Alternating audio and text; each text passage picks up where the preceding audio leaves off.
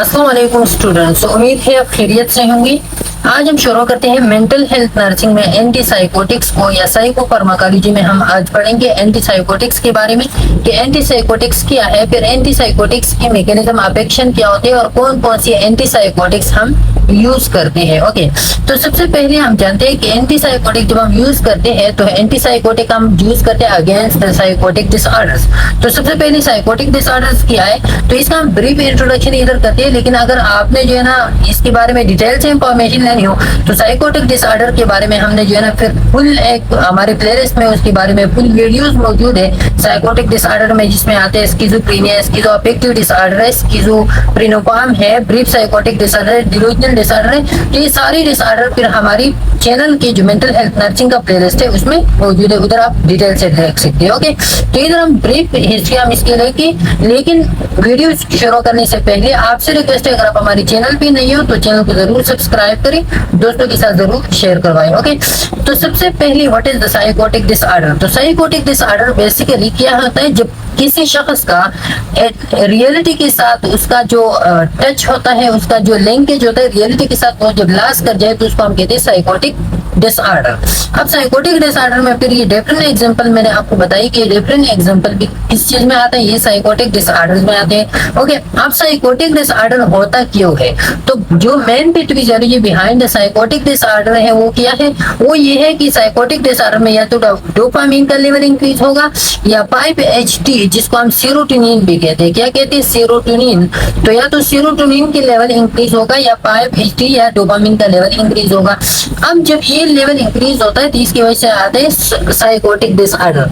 अब anti psychotics में हम क्या करेंगे, एंटी साइकोटिक्स में हम इन दोनों को क्या करेंगे, इनहिबिट करेंगे ताकि इसके लेवल डिक्रीज हो जाए और साइकोटिक डिसऑर्डर खत्म हो जाए।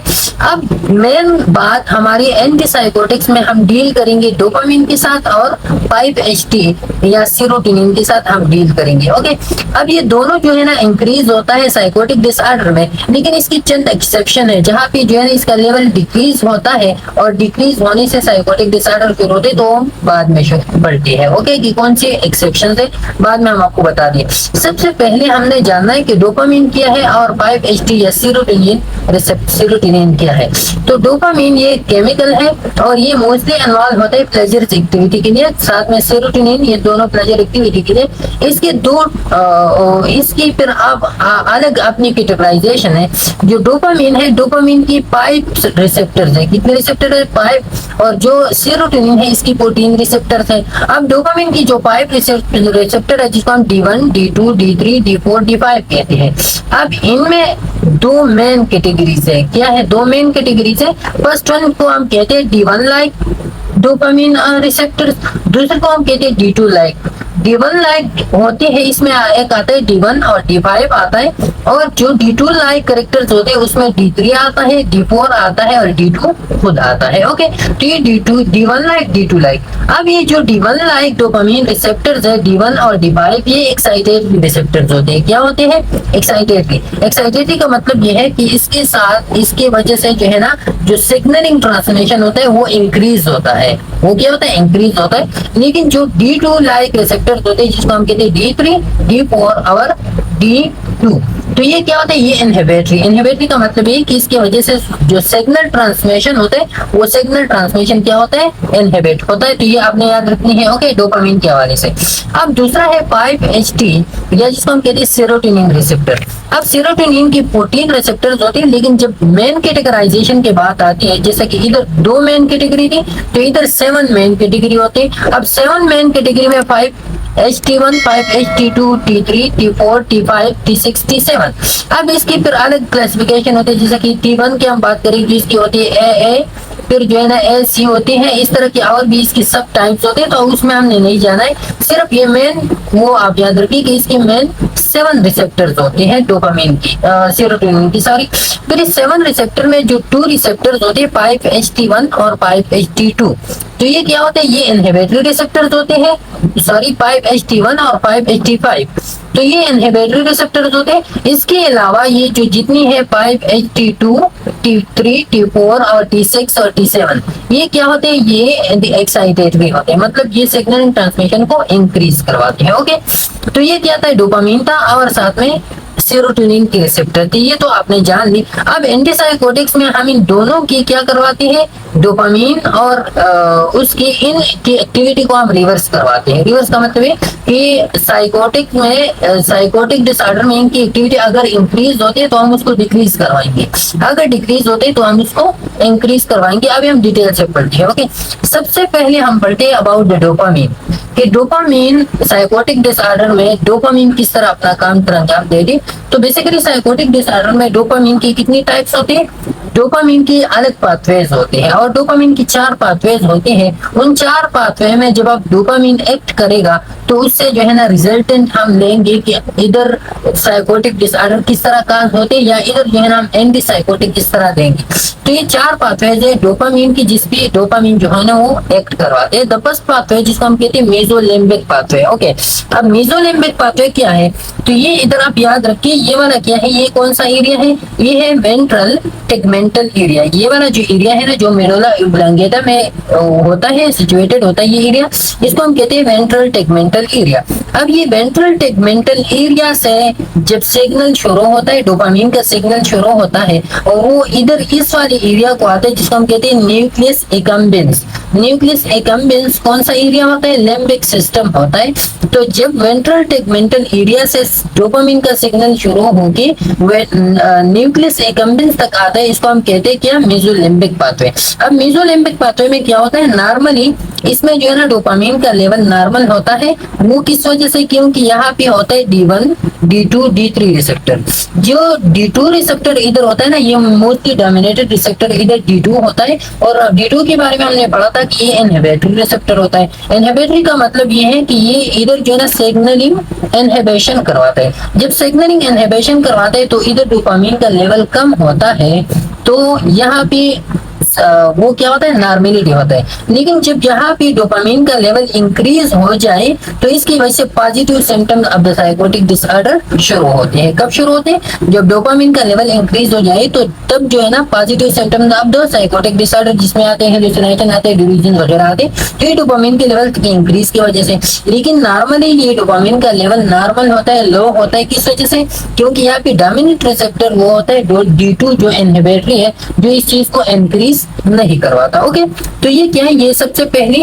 फिर जब हम देंगे तो हम क्या देंगे, हम D2 रिसेप्टर एंटागोनिस्ट देंगे, जो हम बाद में डिटेल से पढ़ते। तो D2 रिसेप्टर एंटागोनिस्ट इधर हम क्यों देंगे, क्योंकि D2 रिसेप्टर ऑलरेडी आप कहेंगे ऑलरेडी D2 रिसेप्टर को तो हमने इनहिबिटरी कहा, अब इनहिबिटरी को हम एंटागोनिस्ट क्यों देंगे, तो ये इसलिए कि ड्यूरिंग द साइकोटिक डिसऑर्डर ये जो D2 रिसेप्टर होता है, ये D2 रिसेप्टर अपना काम छोड़ देता है या अपने काम के उलट हो जाता है, ये इसकी प्रोडक्शन में फर्क आता है। किस तरह अपना काम छोड़ देता है, फॉर एग्जांपल इधर इसका काम था इनहिबिशन ऑफ द डोपामीन, तो ड्यूरिंग साइकोटिक डिसऑर्डर ये इनहिबिशन की जगह ये ओवर सेंसिटिव हो जाता है और इसकी ओवर सेंसिटिविटी की वजह से फिर क्या होता है, फिर डोपामीन बहुत ज्यादा रिलीज होते हैं। तो हमने अब क्या करना है, ये ओवर सेंसिटिव हो गया है साइकोटिक डिसऑर्डर में, तो हमने इसको क्या करना है, हमने इसको ब्लॉक करना है through the D2 receptor antagonist, जिसको हम कहते हैं antipsychotic action of the D2 receptor. Okay, तो D2 रिसेप्टर या एंटीसाइकोटिक में हम इसके साथ ये करेंगे। अब एक जनरल प्रिंसिपल है, जनरल रूल है, वो क्या है कि ड्यूरिंग द स्किज़ोफ्रेनिया, तो स्किज़ोफ्रेनिया की जो पेशेंट होते हैं वो ज्यादातर स्मोकिंग करते हैं। क्यों करते हैं, क्योंकि यहाँ पे ये जो एरिया है, ये जो मेसोलिम्बिक पाथवे है, इसमें क्या होता है, इसमें मोस्टली प्लेजरेबल एक्टिविटीज होते हैं। ये जो पॉजिटिव सिम्टम्स अपीयर होते हैं ना, ये क्या होते हैं, डिल्यूजन है, हेलुसिनेशन है, तो ये प्लेजरेबल मोमेंट्स होते हैं जो इंसान ओवर एक्साइटेड होता है जिसमें। ओके, तो ये क्या होता है, यहाँ पे डोपामीन का लेवल इंक्रीज होता है। क्यों, क्योंकि निकोटीन की वजह से डोपामीन का लेवल, जब इंसान निकोटीन लेता है तो उस निकोटीन की वजह से डोपामीन का लेवल इंक्रीज होता है। उस डोपामीन के लेवल के इंक्रीज की वजह से इंसान प्लेजर फील करवाता है। तो इसलिए जितने भी स्किज़ोफ्रेनिक पेशेंट होते हैं ना, वो क्या करवाते हैं, वो डोपामिन के लेवल जो है ना, या निकोटीन या स्मोकिंग बहुत ज्यादा करती है। अब आप क्या करोगे, यहाँ पे हमने जो D2 एंटागोनिस्ट का पढ़ा, तो आप जो है ना तब ये D2 रिसेप्टर कितना आप एंटागोनाइज करोगे ताकि आप ये पॉजिटिव सिम्टम्स को खत्म करवा दें। तो D2 रिसेप्टर आप एंटागोनाइज करोगे, तकरीबन 65% ऑफ द D2 रिसेप्टर आप एंटागोनाइज करोगे, तो इसी के थ्रू जो है ना फिर आप क्या करवा सकते हो, फिर आप पॉजिटिव सिम्टम पे काबू पा सकते हो। कितनी? 65% आप एंटागोनाइज करेंगे। बाद में भी आते उधर भी हम इसको पढ़ेंगे, लेकिन इधर आपने सिर्फ ये सिंपल पाथवे को याद रखना है, बाकी बाद में हम पढ़ेंगे। ओके, दूसरा जो पाथवे है वो कौन सा है? मेसोकार्टिकल पाथवे। अब मेसोकार्टिकल पाथवे कौन सा है? यहाँ पे जो है ना D1 और D2 होता है, लेकिन यहाँ पे जो डोमिनेंट रिसेप्टर होता है वो कौन सा वाला होता है? D1 रिसेप्टर इधर डोमिनेंट होता है। अब इस पाथवे को हम मेसोकार्टिकल क्यों कहते हैं? क्योंकि जो मेसो एरिया है, मेसो हम मेड को कहते हैं, तो मेसो एरिया या वेंट्रल टेगमेंटल एरिया, इसी से ये शुरू होता है और ये खत्म कहाँ पे होता है? ये कॉर्टेक्स पे है, जिसको हम कहते हैं प्रीफ्रंटल कॉर्टेक्स। तो यहाँ से शुरू होता है और इधर प्रीफ्रंटल कॉर्टेक्स तक ये एरिया आता है, जिसको हम कहते हैं सेकंड पाथवे पर डोपामिन मेसोकार्टिकल पाथवे। अब इसमें नॉर्मली क्या होता है? नॉर्मली इसमें D1 रिसेप्टर होता है। D1 रिसेप्टर की क्या होता है? D1 रिसेप्टर के बारे में हमने ऊपर पढ़ा कि ये एक्साइटेटरी है। तो एक्साइटेटरी का मतलब ये कि डोपामिन के लेवल को इधर इंक्रीज रखता है। जब इधर डोपामिन के लेवल इंक्रीज होते तो ये जगह नॉर्मल होते, लेकिन जब डोपामिन के लेवल लो हो जाए तो डोपामिन के लो होने से या इस पाथवे के डिस्फंक्शनल होने की वजह से यहाँ पे negative symptoms of the psychotic disorder शुरू होते हैं, जिसमें आते हैं हेरोनिया है, इमोशनल ब्लंटिंग वगैरह, ये सारी नेगेटिव सिम्टम है। तो नेगेटिव सिम्टम इधर कब पैदा होंगे? जब ये D1 रिसेप्टर अपना काम छोड़ जाए और डोपामिन के लेवल डिक्रीज होना शुरू हो जाए। तो इधर हम क्या करेंगे? इधर हम अब डोपामिन के लेवल को इंक्रीज करवाएंगे। क्या करवाएंगे? इंक्रीज। तो ये मेसोकार्टिकल पाथवे में जो एक्सेप्शन का मैंने आपको पढ़ा था कि ऐसी भी जगह है जहाँ पे डोपामिन के लेवल के डिक्रीज होने से जो है ना साइकोटिक डिसऑर्डर पैदा होते, तो ये वाला जगह था। तो इधर आपने आप जो है ना डोपामिन के लेवल को इंक्रीज करवाना है, किस चीज के थ्रू? आप इधर जो है ना D1 एगोनिस्ट देंगे, या और भी बहुत ज्यादा पाथवे D1 एगोनिस्ट आप जो है ना फिर वो कंडीशन पे डिपेंड करवाता है कि कौन सा साइन सिम्टम्स है या डिसऑर्डर कितना सीवियर है, तो उसकी बेस पे जो है ना फिर उसको डिसाइड करोगे कि इधर जो है ना हमने D2 रिसेप्टर ब्लॉकर देना है या D1 एगोनिस्ट देना है। तो ये फिर, लेकिन जनरल परसेप्शन क्या होते हैं कि जब डोपामिन के लेवल डिक्रीज होने से ये सिम्टम पैदा होते हैं, तो फिर हमने डोपामिन के लेवल इंक्रीज करवाना है। और ये क्यों होता है? ये डोपामिन का D1 रिसेप्टर हाइपो एक्टिव होता है। क्या होता है? हाइपो एक्टिव, अपना काम छोड़ देता है, तो फिर हमने D1 एगोनिस्ट देना है। तो ये दूसरा पाथवे हो गया। अब तीसरा पाथवे कौन सा पाथवे है? तीसरा पाथवे जो है वो है निग्रोस्टेंशियल पाथवे। निग्रोस्टेंशियल पाथवे में आते हैं D1 और D2 रिसेप्टर। इधर भी ज्यादातर जो है ना D1 रिसेप्टर डोमिनेंट होता है। अब निग्रोस्टेंशियल पाथवे ये सबस्टेंशियल निग्रा से शुरू होता है और स्ट्रिएटम पे खत्म होता है। स्ट्रिएटम पे खत्म होता है। यहाँ पे आप देखिए, ये जो है ना ये वाला एरिया कौन सा है? ये है सबस्टेंशियल निग्रा। ये भी मेडुला ऑब्लांगेटा में ही होता है, सबस्टेंशियल निग्रा। और ये जो है ना ये वाला जो एरिया है इधर से आके ये इधर खत्म होता है, इसको हम कहते हैं स्ट्रिएटम या प्यूटामेन, इसको भी कहते हैं। ओके, तो ये क्या है? ये है निग्रोस्टेंशियल पाथवे। ये जो सबस्टेंशियल निग्रेस फिर होता है और किस पे खत्म होता है? स्ट्रिएटम पे खत्म होता है। तो इस चीज को हम कहते हैं निग्रोस्टेंशियल स्ट्रिएटल पाथवे, निग्रोस्ट्रिएटल पाथवे। अब इसमें जो है ना ये वाला जो पाथवे है, इसके दरमियान आता है बेसल गैंग्लिया। क्या आता है? Basal ganglia. और बेसल गैंग्लिया ब्रेन का वो पार्ट है जो आपकी वॉल्वेंट्री एक्टिविटीज को कंट्रोल करवाते हैं या मोटर कंट्रोल करवाते हैं।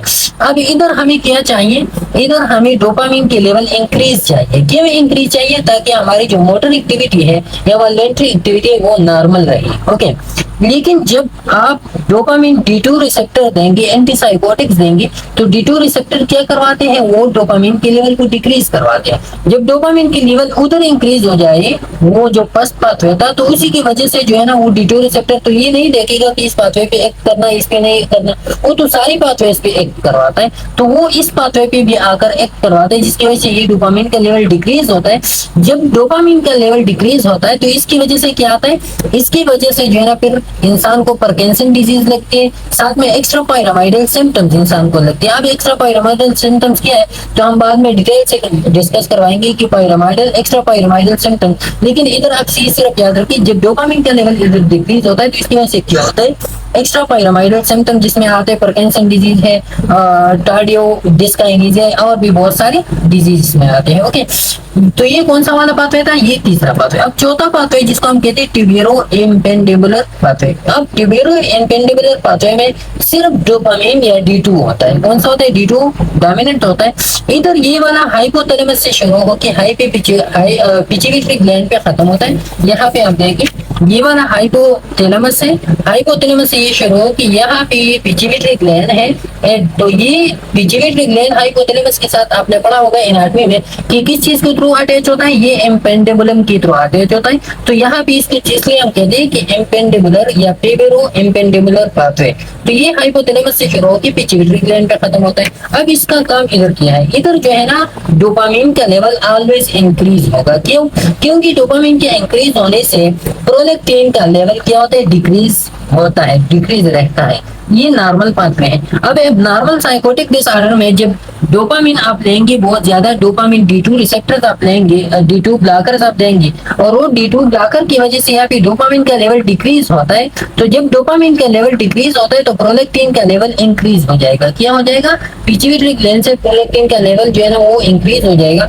इसी की वजह से जो है ना फिर हमको लगता है हाइपरप्रोलेक्टिनीमिया। अब हाइपरप्रोलेक्टिनीमिया में क्या होता है, एमिनोरिया होता है, ग्लेक्टूरिया होता है। ये बाद में भी हम डिटेल से डिस्कस करवाते हैं, एमिनोरिया, ग्लेक्टूरिया, ठीक, या सेक्सुअल डिस्फंक्शन आता है इंसान में। तो ये क्या होता है, ये डोपामिन रिसेप्टर की साइड इफेक्ट्स है। तो अभी ये बात आपने इधर जहन में याद रख ली। दो बातें हमारे इन पाथवे से समझ में आई। फर्स्ट पाथवे क्या है, फर्स्ट बात क्या है, फर्स्ट और सेकंड पाथवे ये मेडिकेशन वाइज है। मेडिकेशन क्यों है, क्योंकि जो फर्स्ट और सेकंड पाथवे में, फर्स्ट पाथवे में पॉजिटिव सिम्टम थी, सेकंड पाथवे में नेगेटिव सिम्टम थी। तो हम एंटीसाइकोटिक्स सिर्फ इन दो पाथवेज को बरकरार रखने के लिए देते हैं। क्यों देते हैं दो पाथवे को, कि इधर पॉजिटिव सिम्टम हम खत्म करवा दें, इधर नेगेटिव सिम्टम खत्म करवा दें। लेकिन ये जो दूसरे पाथवे आते हैं, थर्ड और फोर्थ पाथवे, तो इसको हम कहते हैं साइड इफेक्ट्स। तो हम इधर जो है ना, इधर हमने कोई मेडिकेशन वगैरह नहीं देनी है, लेकिन ये जो पहली दो पाथवे को हम मेडिकेशन देते तो उस मेडिकेशन के साइड इफेक्ट्स इन दो पाथवेज में अपीयर होते। तो इधर भी डोपामिन की लेवल डिक्रीज होता है, इधर भी डिक्रीज होता है। किस वजह से, क्योंकि इधर D2 रिसेप्टर ब्लॉकर की वजह से ये डिक्रीज होता है। ओके, अब एंटीसाइकोटिक में हमने क्या करना है, एंटीसाइकोटिक में हमने बैलेंस रखना है डोपामिन लेवल की। डोपामिन लेवल की बैलेंस आप किस तरह रखोगे कि जो फर्स्ट पाथवे था उसमें आप डोपामिन के लेवल को इंक्रीज करोगे, बाकी तीनों पाथवेज में आप डोपामिन के फर्स्ट पाथवे में आप डोपामिन के लेवल को डिक्रीज करोगे, बाकी तीनों पाथवे में आप डोपामिन के लेवल को इंक्रीज रखेंगे। तो ये एंटीसाइकोटिक्स का हमारा गोल है। अब इस गोल को हम किस तरह अटेन करवाएंगे, तो आती है इधर अपने स्लाइड पे। ओके, सबसे पहले एंटीसाइकोटिक्स के बारे में हमने पढ़ा, ये चार पाथवेज है, ये चार पाथवे भी हमने डिटेल से डिस्कस करवाई। ओके, अब इधर जो है ना, इधर हमने फिर शुरू करने एंटीसाइकोटिक्स को। अब एंटीसाइकोटिक्स के दो टाइप्स होते हैं, एक को हम कहते हैं टिपिकल एंटीसाइकोटिक, दूसरे को हम कहते हैं एटिपिकल। तो सबसे पहले इन क्लासिफिकेशन से पहले हम जानते हैं कि what is the typical antipsychotics and what is the atypical antipsychotics. इसके बाद जो है ना फिर आते हैं हम किस चीज पे, क्लासिफिकेशन पे। तो फिर हमारे लिए इजी हो जाएगा, बस काम फिर खत्म है। सिर्फ इधर ये वाला टॉपिक समझ लें, टिपिकल एंटीसाइकोटिक्स, एटिपिकल। अब टिपिकल एंटीसाइकोटिक्स इसको क्यों कहते हैं, इसको क्लासिकल भी कहते हैं, इसको कन्वेंशनल भी कहते हैं, क्योंकि सबसे पहली इजाद डिस्कवर हुई थी 1950s और 60s के दरमियान। तो इसको हम कहते हैं टिपिकल या क्लासिकल एंटीसाइकोटिक्स या कन्वेंशनल एंटीसाइकोटिक्स, या इसको हम फर्स्ट जनरेशन भी कहते हैं, क्योंकि ये सबसे पहली ये डिस्कवर हुई थी। तो इसको हम फर्स्ट जनरेशन एंटीसाइकोटिक्स भी कहते हैं। अब ये जो एंटीसाइकोटिक्स है, ये जो है ना मोस्टली ये डिपेंड करवाते हैं D2 डोपामिन रिसेप्टर एंटागोनिस्ट होते हैं। इसमें बाकी वाली के एंटागोनिज्म नहीं होती, सिर्फ D2 डोपामिन रिसेप्टर एंटागोनिस्ट होते हैं। अब ये कब एक्शन शो करेगा, जब ये कहा जाता है कि इसकी सबसे ज्यादा साइड इफेक्ट्स क्या होते हैं, वो एक्स्ट्रा पायरामाइडल सिम्टम्स अपीयर होना होते हैं। वो क्या होते हैं, जो एक्स्ट्रा पायरामाइडल सिम्टम हमने लास्ट 2 पाथवेज में पढ़ी, वो जो सिम्टम थे लास्ट 3 पाथवे में, तो 3 पाथवे में जो सिम्टम थे एक्स्ट्रा पायरामाइडल, तो वो किस वजह से, D2 रिसेप्टर की ब्लॉकर की वजह से। तो जब यह ऐसा कहा जाता है, रिसर्च ऐसा शो करता है कि जब आप D2 रिसेप्टर को 78% D2 रिसेप्टर को आप एंटागोनाइज करोगे तो आपके पास जो है ना 100% चांसेस है कि आपको एक्स्ट्रा पायरामाइडल सिम्टम लग जाए। अब ये क्यों इतनी ज्यादा चांसेस होती है? क्योंकि ये जो तीसरा पाथवे हमने पढ़ा ना, तो उस तीसरी पाथवे में तकरीबन 80% ऑफ द डोपामीन रिलीज होता है वो तीसरी पाथवे में। तो इस वजह से जब आप उधर जो है ना डोपामीन को डिक्रीज करोगे, ब्लॉक करोगे, तो एक्स्ट्रा पायरामाइडल सिम्टम्स के 100% चांसेस है जब आप 78% आप तो D2 रिसेप्टर ब्लॉक करोगे। अब high potential typical antipsychotics bind to the D2 receptor with high affinity. अब ये जो टिपिकल एंटीसाइकोटिक्स है ये D2 के साथ हाई एफिनिटी के साथ बाइंड होता है। As a result they have higher risk for extra pyramidal side effects. Example include fluphenazine and haloperidol of pimozide. Okay, तो ये इसके एग्जांपल है। अब आपने इसमें ये याद रखने कि इसके साथ सबसे ज्यादा जो है ना साइड इफेक्ट्स किस चीज के होते हैं, वो एक्स्ट्रा पायरामाइडल सिम्टम्स के होते हैं। ओके, अब ये जो है ना ये directly dopamine D2 receptor directly positive symptoms को एलिवेट करवाते हैं, खत्म करवाते हैं। क्योंकि ये D2 रिसेप्टर ब्लॉकर है और D2 रिसेप्टर ब्लॉकर की वजह से जो है ना डोपामिन का लेवल डिक्रीज होता है और पॉजिटिव सिम्टम में हमें डोपामिन के लेवल को डिक्रीज होना चाहिए। लेकिन इसके साथ साथ डोपामिन के लेवल इंक्रीज भी होता है, डोपामिन के लेवल थोड़ा सा इंक्रीज भी होता है। अब वो इंक्रीज क्यों होता है यहाँ पे याद रखिए। सबसे पहले तो ये वाला इफेक्ट था कि डोपामिन पॉजिटिव सिम्टम डिक्रीज होते हैं, लेकिन दूसरा इसके साथ नेगेटिव सिम्टम्स इंक्रीज होते हैं। वो क्यों इंक्रीज होते हैं? वो इसलिए कि जो पाथवे हमने पढ़ा इधर, वो पाथवे में जो फर्स्ट पाथवे था, फर्स्ट पाथवे में तो डोपामिन के लेवल इसने डिक्रीज करवा दी, लेकिन साथ में जो है ना ये कुछ D2 रिसेप्टर्स जो है ना इधर इन्होंने D2 रिसेप्टर को ब्लॉक करवा दिया और डोपामिन की एक्शन खत्म हो गया। क्या हो गया? डोपामिन की एक्शन। लेकिन इसी के साथ साथ ये जो दूसरा वाला पाथवे होता है, दूसरे वाले पाथवे में ये डोपामिन के रिसेप्टर को या डोपामिन की एक्टिविटी को थोड़ा सा क्या करवाता है? इंक्रीज करवाता है। तो जब डोपामिन की एक्टिविटी दूसरी पाथवे में क्या होता है, फिर इधर भी इन्होंने डोपामिन के लेवल को इंक्रीज करवा दिया और दूसरी पाथवे में भी ये डोपामिन के लेवल को डिक्रीज करवाता है, क्योंकि D2 रिसेप्टर D2 ब्लॉकर्स है तो उधर भी D2 रिसेप्टर को ब्लॉक करवाता है या डिक्रीज करवाता है। लेकिन जब दूसरे पाथवे में भी डोपामिन के लेवल को डिक्रीज करवाता है तो उधर हमें इंक्रीज लेवल चाहिए। जब उधर डिक्रीज होता है तो उधर नेगेटिव सिम्टम्स और भी सीवियर होना शुरू हो जाते हैं। तो ये इसका फर्स्ट साइड इफेक्ट है D2 लेवल पे। ओके, अब इसके बाद हम आते हैं टिपिकल में एक दूसरा एक्शन होता है, वो होता है 5-HT रिसेप्टर का या सीरोटोनिन का। अब सीरोटोनिन का एक्शन कैसे होता है? तो सीरोटोनिन में हमने सिर्फ इधर दो मेन रिसेप्टर पढ़ने हैं, एक होते हैं 5-HT2A, दूसरा हमने पढ़नी 5-HT1। 5-HT2A के बारे में हमने उधर पढ़ा था कि ये एक्साइटेटरी में आता है, जो 5-HT और 5-HT1 और 5 के बारे में हमने पढ़ा था कि ये किस में आता है? इनहिबिटरी में। तो इधर ये 5-HT1 जो है ना ये इनहिबिटरी है और ये एक्साइटेटरी है। अब इसका काम क्या होता है? इसका 5-HT2A ये एक्साइटेटरी है। एक्साइटेटरी का मतलब ये है कि ये डोपामिन लेवल को क्या करवाता है? इंक्रीज करवाता है, एक्साइटेटरी है। तो हमने जो है ना क्या करना है, हमने पार्ट 1 में हमने डोपामिन के लेवल को तो डिक्रीज करवाना है, तो हम इसके एंटागोनिस्ट लेंगे। क्या लेंगे? 5-HT2A के एंटागोनिस्ट जो टिपिकल एंटीसाइको एटिपिकल में, सॉरी ये फिर आते हैं एटिपिकल में, ये याद रखिए आप। ये 5-HT2 की हम बात करते हैं तो ये एटिपिकल में फिर आते हैं, एटिपिकल में भी हम डिस्कस करवाएंगे। तो एटिपिकल मतलब जो लीवर ड्रग्स अब ये, तो उसमें फिर ये एक सेफ जोन होता है। सेफ जोन क्या होता है अभी आप पढ़ लेंगे, इसको समझेंगे। तो ये जो 5-HT2A है इसकी वजह से डोपामिन के लेवल इंक्रीज होता है, तो हमने जो है ना क्या करना है? डोपामिन के लेवल को डिक्रीज करवाना है, तो हम इसके एंटागोनिस्ट लेंगे। जब हम एंटागोनिस्ट लेंगे तो डोपामिन के लेवल डिक्रीज होता है, लेकिन इसके साथ साथ जो है ना ये सारी डोपामिन को या सारी डोपामिन रिसेप्टर को ये ब्लॉक नहीं करवाता। क्या करवाना है? सारी डोपामिन रिसेप्टर को ब्लॉक नहीं करवाता। इसकी वजह से जो है थोड़ी सी डोपामिन इंक्रीज भी होता है। क्या होता है? थोड़ी सी इंक्रीज भी होता है। तो इसी की वजह से ये पॉजिटिव सिम्टम में थोड़ी सी आहिस्ता से भी डिक्रीज भी रहता है, लेकिन साथ में इसके साथ साथ थोड़ी सी डोपामिन रिलीज भी होता है। जब डोपामिन रिलीज होता है तो इधर जो सेकंड पाथवे में डोपामिन का लेवल इंक्रीज होगा थोड़ा सा, तो नेगेटिव सिम्टम इसमें ज्यादातर एक्सरबेट नहीं करेंगे। जितनी इसमें एक्सरबेट करवाती थी ना डोपामिन D2 रिसेप्टर की वजह से, तो उतना जो है ना 5-HT2A की वजह से नहीं करवाएंगे। क्यों? क्योंकि इधर इसके साथ साथ डोपामिन का लेवल भी थोड़ा थोड़ा सा इंक्रीज हो रहा है, क्योंकि ये वीक एंटागोनिस्ट है, ये सारी डोपामिन रिसेप्टर्स को ब्लॉक नहीं करवा सकता। ओके, तो ये 5-HT2 है। अब जो है ना दूसरा वाला 5-HT1 है, तो 5-HT1 क्या करवाता है, ये पॉजिटिव सिम्टम्स को रिलीव करवाते हैं। कैसे?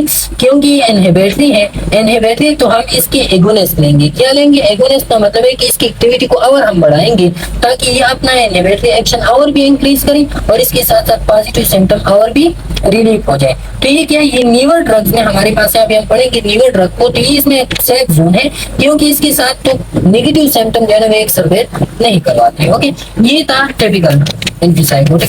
अब टिपिकल में low potency typical antipsychotics have less affinity for the dopamine 2 receptor but tend to interact with the non-dopaminergic receptor resulting in more cardiotoxic and anticholinergic adverse effect।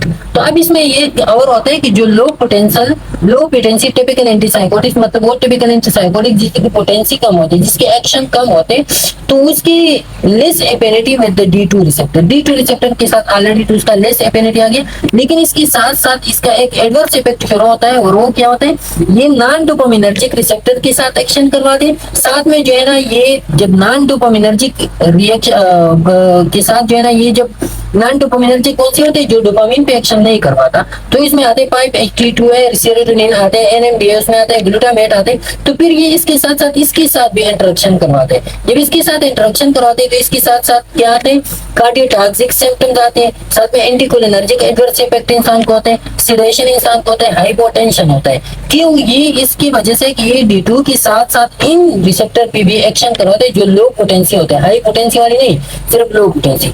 Example include low potency में कौन कौन सी है, फ्लोरोप्रोमाजीन है, थायराइडाइजिन है। तो ये कौन सी है, ये लो पोटेंसी टिपिकल एंटीसाइकोटिक्स। ओके, फिर एंटीसाइकोटिक में एटिपिकल का मतलब है जो न्यूअर ड्रग्स हमारे पास आई है अब मार्केट में, उसको हम कहते हैं एंटीसाइकोटिक एटिपिकल। ओके, अब एटिपिकल में कौन से atypical agents are serotonin, dopamine 2 antagonist. तो जैसे कि हमने इसके बारे में डिटेल से पढ़ा अभी, सेरोटोनिन डोपामिन जो 5-HT2 है हमने पढ़ा, 5-HT2A और 5-HT1 ये हमने डिटेल से पढ़ी। ये आते हैं atypical antipsychotics में। They are considered atypical in the way they affect dopamine and serotonin neurotransmitter and the 4 key dopamine pathways in the brain।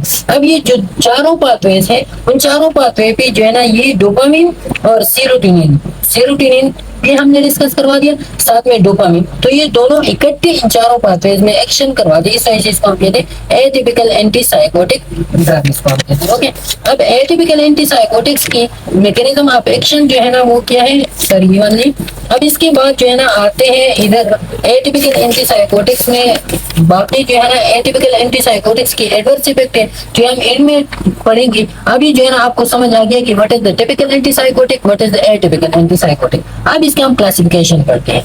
Classification इसकी क्या है, तो सबसे पहले टिपिकल एंटीसाइकोटिक, इसको हम कन्वेंशनल एंटीसाइकोटिक भी कहते हैं। ये इसकी केमिकल ग्रुप है, ये इसकी जेनेरिक नेम है, ये इसके ट्रेडमार्क या ट्रेड नेम है, ये इसकी डोजेज है। तो इसमें एक्सप्लेनेशन की कुछ भी जरूरत नहीं है, ये आपने खुद याद रखनी है कि कौन सी केमिकल ग्रुप कन्वेंशनल में आते, फिर उसके जेनेरिक नेम, हर एक केमिकल ग्रुप का जेनेरिक नेम आपको याद होना चाहिए, और हर एक जेनेरिक नेम का आपको ट्रेडमार्क या ट्रेड नेम याद होना चाहिए, फिर हर एक ट्रेड नेम का या हर एक डोजेज का, हर एक मेडिसिन का फिर आपको डोजेज भी याद होना चाहिए। तो ये कन्वेंशनल में फर्स्ट टेबल था।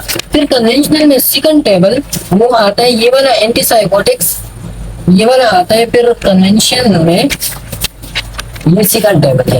ओके, तो कन्वेंशनल एंटीसाइकोटिक्स में फिर ये सेकंड टेबल है। इसमें फिर ये वाली है पिनोथाइजिन है, ये थायोजेंटेन्स है, फिर ये वाली सारी की केमिकल ग्रुप्स है, ये इसकी जेनेरिक नेम है, ये इसकी ट्रेड नेम है, ये इसके डोजेज है। तो ये फिर ये भी आपने याद रखने।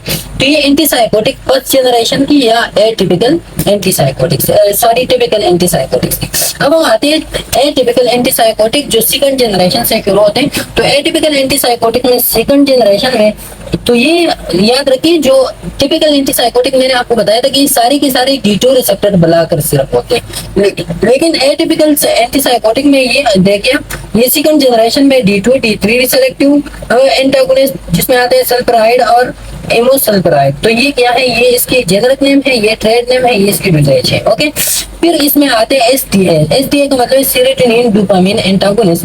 तो ये भी सेकंड जनरेशन में आता है। ये इसकी जेनेरिक नेम, ये ट्रेड नेम, और ये फिर इसकी डोजेज है। फिर इसमें आता है ये सेरोटोनिन डोपामिन एंटागोनिस्ट है। ये फिर इसमें आता है मार्टा। तो मार्टा क्या होता है? Multi acting receptor targeted antipsychotic. तो अब ये क्या होता है? ये हम देते हैं बेसिकली फॉर मेंटेनेंस देते हैं। मेंटेनेंस हम क्यों देते हैं? क्योंकि वीक एंटागोनिस्ट होते हैं। इसमें D2 रिसेप्टर वीक एंटागोनिस्ट होता है, D1 एंटागोनिस्ट में होता है, और 5-HT2A antagonist with dopamine increase. तो ये इसकी सारे के सारे कैरेक्टरिस्टिक हमने पढ़ी कि D2 जब वीक एंटागोनाइज हो जाएगा, साथ में इसके साथ 5-HT2A भी हो, तो फिर इसके एक्शन क्या होते हैं कि इसके एक्शन वो होते हैं कि डोपामिन डिक्रीज भी करवाता है, डोपामिन थोड़ा सा भी इंक्रीज भी करवाता है। तो इंक्रीज का फायदा ये होता है कि नेगेटिव सिम्टम्स रिलीफ होते हैं, डिक्रीज का फायदा ये होता है कि पॉजिटिव सिम्टम रिलीफ होते हैं, लेकिन ये आहिस्ता आहिस्ता होते हैं, ये एकदम नहीं होता। तो इस वजह से यहाँ सिर्फ मेंटेनेंस के लिए देते हैं ताकि उसका जो कंडीशन है वो बहाल हो, उसमें की सीवियरिटी ना आ जाए। ओके, तो ये मार्टा है। ओके, फिर इसके बाद आता है third generation antipsychotics. Third generation antipsychotics में फिर क्या आता है? इसमें ये वाला है एक नेम है, ये वाला जेनेरिक नेम इसका है, ये ट्रेड नेम है, ये डोजेज है, ये फिर मैकेनिज्म ऑफ एफिकेसी है। तो मैकेनिज्म ऑफ एफिकेसी इसका डोपामिन सेरोटोनिन स्टेबलाइजर है, मतलब इसके दरमियान जो स्टेबिलिटी आती है डोपामिन सेरोटोनिन दोनों स्टेबलाइज रखते हैं।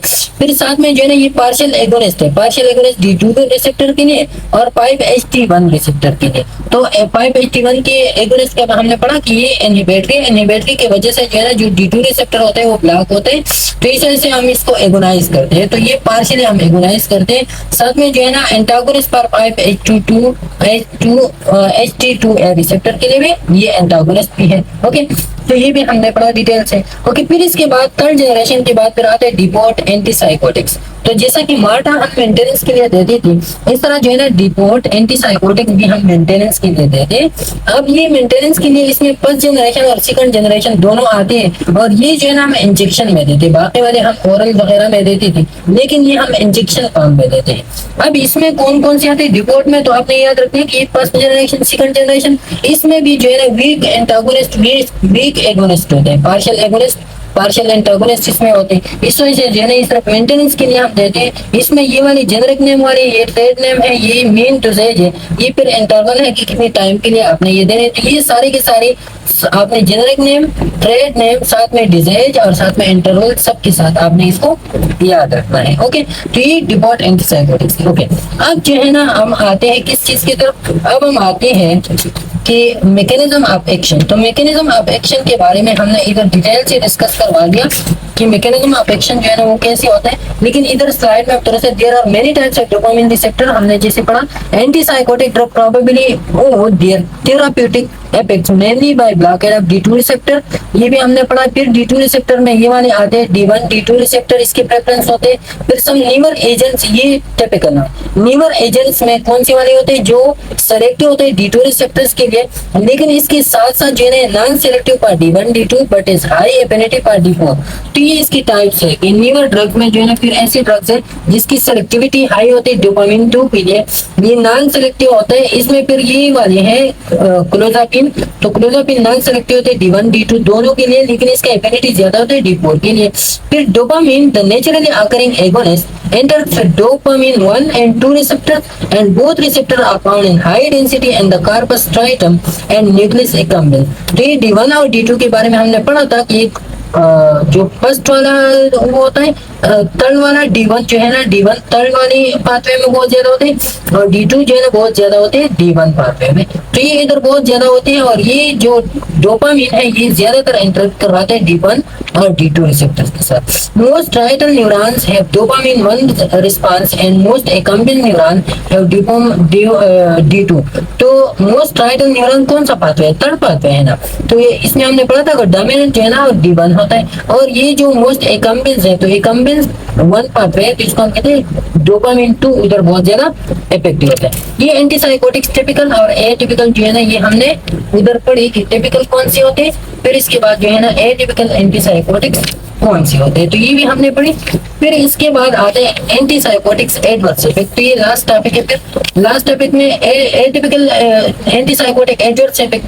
तो एडवर्स इफेक्ट में आता है कार्डियो डिस्काइनेसिया, कार्डियो डिस्काइनेसिया हमने पढ़ा था उधर कि 3 पाथवे में होते हैं। कौन सी पाथवे में? थर्ड पाथवे में। जब डोपामिन के लेवल डिक्रीज हो जाए उधर, तो उधर आते हैं एक्स्ट्रा पायरामाइडल सिम्टम। और वो एक्स्ट्रा पायरामाइडल सिम्टम अभी हम पढ़ेंगे कि एक्स्ट्रा पायरामाइडल सिम्टम्स क्या होते हैं। जब एक होते हैं पायरामाइडल सिम्टम, एक होता है एक्स्ट्रा पायरामाइडल। पायरामाइडल ट्रैक्ट और एक्स्ट्रा पायरामाइडल ट्रैक्ट के बारे में आपने सुना होगा। पायरामाइडल वो ट्रैक होता है जो मोटर कॉर्टेक्स से शुरू होके ये जो है ना स्पाइनल कॉर्ड पे खत्म होता है। इसकी वजह से जो है ना वीकनेस और स्पास्टिसिटी आते हैं। लेकिन जो एक्स्ट्रा पायरामाइडल ट्रैक होता है तो वो बेसल गैंग्लिया के थ्रू जो है ना वो मोटर फॉर्मेशन करवाते हैं। क्या करवाते हैं? मोटर फंक्शन करवाते हैं बेसल गैंग्लिया के थ्रू। लेकिन जब एक्स्ट्रा पायरामाइडल सिम्टम्स आते हैं तो उसमें इनवॉल्वेंट्री जो सिम्टम्स है वो बहुत ज्यादा अपीयर होते हैं। लेकिन ये जो पायरामाइडल सिम्टम्स होते हैं इसमें वीकनेस, प्लास्टिसिटी वगैरह। तो ये जो कार्डियो डिस्काइनेसिया है ये कौन सा वाला है? ये है इनवॉल्वेंट्री या एक्स्ट्रा पायरामाइडल सिम्टम्स में ये आते हैं। तो इनमें involuntary muscle movement that may not resolve by drug discontinuation. तो इसमें जो इनवॉल्वेंट्री मसल मूवमेंट्स है वो इंक्रीज होते हैं कार्डियो डिस्काइनेसिया में। रिस्क अप्रॉक्सीमेटली 5% पर ईयर जो है ना 5% पर ईयर लोगों को ये कार्डियो डिस्काइनेसिया हो सकता है एंटीसाइकोटिक मेडिकेशन के साथ। फिर दूसरा जो है ना वो है न्यूरोलेप्टिक मैलिग्नेंट सिंड्रोम। अब न्यूरोलेप्टिक मैलिग्नेंट सिंड्रोम में क्या होता है? ये भी एक्स्ट्रा पायरामाइडल सिम्टम में आते हैं। ये characterised by severe muscle rigidity. इसमें मसल रिजिडिटी बहुत ज्यादा होते हैं। फेवर होता है, altered mental status, autonomic instability, elevated WBC, CPK जिसको हम क्रिएटिनिन फास्फोकाइनेज कहते हैं उसका लेवल भी इंक्रीज होता है। लिवर फंक्शन टेस्ट ये भी जो है ना एबनॉर्मल होता है। पोटेंशियली पैटर्न होते हैं ये सारे के सारे। Okay, extra pyramidal side effect जिसमें एक्यूट डिस्टोनिया आते हैं। डिस्टोनिया क्या होता है? जिसमें जो है इंसान को रेस्टलेस फील होता है, इनएबिलिटी टू रिमेन स्टिल, मतलब एक ही जगह पे वो नहीं रह सकता, उसके एक किस्म की बेचैनी शुरू हो जाते हैं एक जगह से दूसरी जगह से तीसरी तरह की।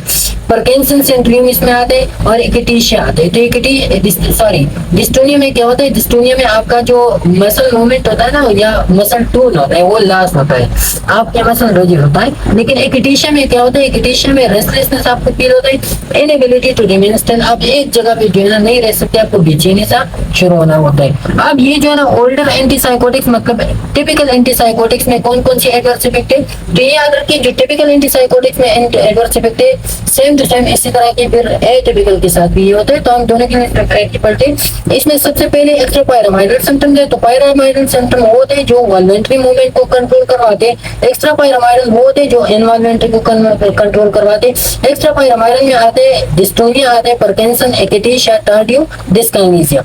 एक्यूट डिस्टोनिया क्या है? Sustain muscular contraction of neck, eyes, throat, generally occur soon after starting medication.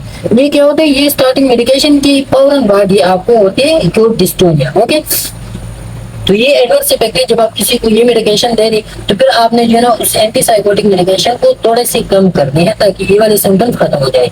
एक्टिशिया फिर अनकंफर्टेबल कंटिन्यूअस मोटर रेस्टलेसनेस जैसे कि हमने ऊपर पढ़ा can occur any time in treatment but generally in first week. अब जो है ना ज्यादातर ये पहले हफ्ते में आते हैं लेकिन हर वक्त जो है इसकी चांसेस हो सकते हैं easily misdiagnose as the underlying psychiatric disorder. और ये एक्टिशिया जो है ना एक्टिशिया ये असल में एंटीसाइकोटिक के एक एडवर्स इफेक्ट है, लेकिन बहुत ज्यादा जो है ना लोग इसको मिस डायग्नोज करवाते हैं किस चीज के साथ कि ये कोई अंडरलाइंग साइकेट्रिक डिसऑर्डर है, लेकिन हालांकि ये वो नहीं होता। ओके, फिर जो है ना एंटीसाइकोटिक्स में फिर साइड इफेक्ट्स में आते हैं पार्किंसन डिजीज।